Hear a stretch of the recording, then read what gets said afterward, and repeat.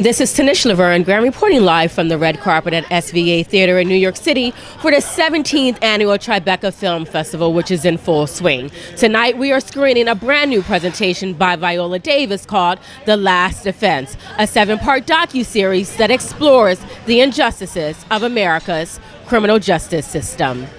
Talk to me about coming on board with this project and what it meant to you in this climate that we're in.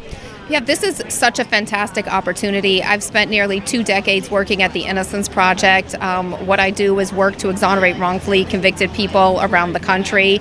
And Aida actually started out as a student of mine at the Innocence Project a while ago. I know it's hard to believe that she could have been my student. And, went on to be a public defender and really, came to me and said, look at kind of the crisis that we're having in this country with capital defense.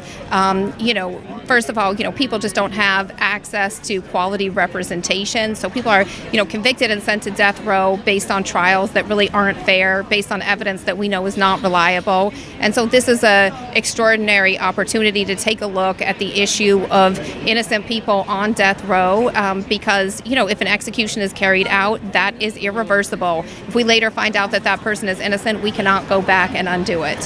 How did you find out about this particular case, about this young man who was wrongfully accused? We actually, between both of our resources, we have contacts in every state, and we basically reached out to everyone that we knew, everyone that we've worked with in the past, and really we looked at hundreds of cases to try and narrow down who could potentially be innocent and who had a very compelling case of innocence. So we had a huge team and great researchers, to the extent that the attorneys that were actually working on the particular case said, we want to hire these ABC researchers because they're as good as legal interns. Wow. We're very blessed and very lucky because you have to find a state that actually has the death penalty. You have to find the ability to access the defendant, the accused, because a lot of states don't let you talk on the phone or don't let you actually visit and see them. And then you have to find a family willing to open up the wounds all over again and talk about their story, as well as the attorneys, because it's a very sensitive and delicate thing to actually put your case on camera, on film, and it can have legal ramifications. So this one was perfect. Why a 7-part series and not like a film or just, an hour-and-a-half documentary, like straight through? I think that there are so many layers that go. If you look at just doing a simple homicide trial, you're prepping that case for months, potentially up to a year and a half.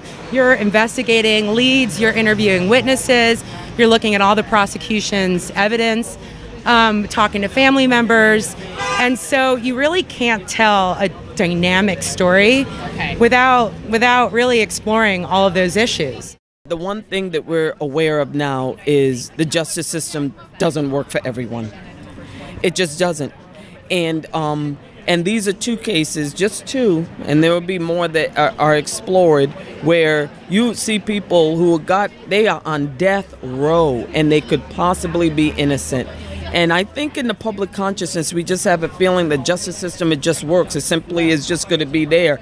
If I'm innocent, I'm going to go out there and say I'm innocent and that. But there are people who are not seen, they're not heard, they have no voice, they have no affordable attorneys. DNA has changed everything. I want to be that person that brings it to consciousness. When did you first hear about this case?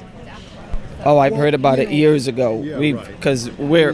Dawn Routier case has been out there for a long time. It's like over 22 years since her kids have been, were slain.